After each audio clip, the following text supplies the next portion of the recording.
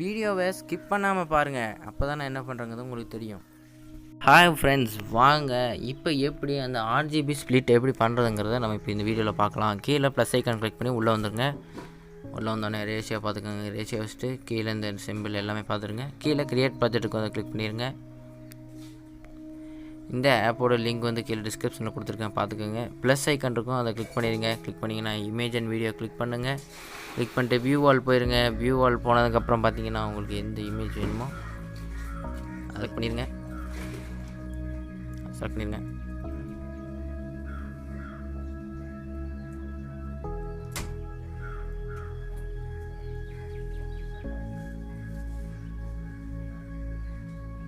நான் இந்த இமேஜ் எடுத்துக்கிறேன்.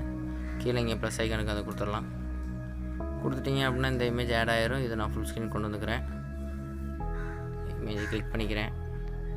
மேலே 3 டாட் இருக்குது, அதை கிளிக் பண்ணிடலாம். கிளிக் பண்ணிட்டு ஃபுல் ஸ்க்ரீன் இருக்கும், அதை கிளிக் பண்ணிடுங்க. கிளிக் பண்ணிங்கன்னா அது ஃபுல் ஸ்க்ரீன் வந்துடும். இப்போ இதே வந்து எனக்கு சென்டராக இருக்கணுங்காட்டி மூவ் அண்ட் ட்ரான்ஸ்ஃபார்ம் கிளிக் பண்ணிடுறேன். இந்த ஆப்ஷன் கிளிக் பண்ணிடுறேன். இப்போ இதை சென்டராக கொண்டு வந்துக்கலாம். இப்போ பார்த்தீங்கன்னா இது சென்டராக இருக்கும். இன்னும் எனக்கு இது வந்து 2 செகண்ட் தான் இருக்குது. இது வந்து இன்னும் பெருசு பண்ணோம் அப்படின்னா இந்த கார்னரில் இந்த டூலை பிடிச்சி இப்படி எக்ஸ்டெண்ட் பண்ணால் எக்ஸ்டெண்ட் ஆகிரும். இப்படி வச்சுக்கலாம். இப்போ இந்த டூலுக்கு கீழே வந்து எஃபெக்ட்டுங்கிற ஆப்ஷன் இருக்கும், அதை கிளிக் பண்ணிடுங்க. ஆட் எஃபெக்ட் போயிருங்க. போயிட்டு கலர் அண்ட் லைட் அப்படிங்கிற ஒரு ஆப்ஷன் இருக்கும், அதை கிளிக் பண்ணிடுங்க. கிளிக் பண்ணிங்கன்னா அதில் அப்படியே கீழே வந்தீங்கன்னா அதில் RGB ஸ்ப்ளிட் அப்படிங்கிற ஒரு ஆப்ஷன் இருக்கும், அதை கிளிக் பண்ணிடுங்க. ப்ளஸ் ஸ்டாண்டர்ட் செட்டிங்ஸ் கொடுத்துருங்க. கொடுத்தீங்கன்னா அதில் வந்துடும். இங்கே லெஃப்ட்டில் ஒரு கிளிக் ப்ளஸ் ஐக்கான் இருக்கும், அதை கிளிக் பண்ணிடுங்க. கொடுத்தீங்கன்னா கீ ஃப்ரேம் ஆட் ஆயிரும்.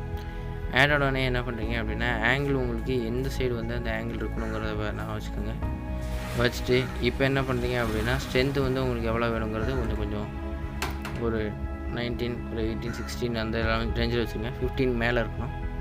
வச்சுட்டு இப்போ அதுலேருந்து கொஞ்சம் தூரம் தள்ளி வந்துக்கோங்க. ஒரு 1 செகண்ட் தள்ளி வந்ததுக்கப்புறம் பார்த்தீங்கன்னா அந்த ஸ்ட்ரென்த்துக்கிட்ட வந்து ப்ளஸ் ஐக்கான் இருக்கும், அதை கிளிக் பண்ணிடுங்க. கிளிக் பண்ணிட்டு அந்த ஸ்ட்ரென்த்தை வந்து இன்னும் கொஞ்சம் கம்மி பண்ணிடுங்க.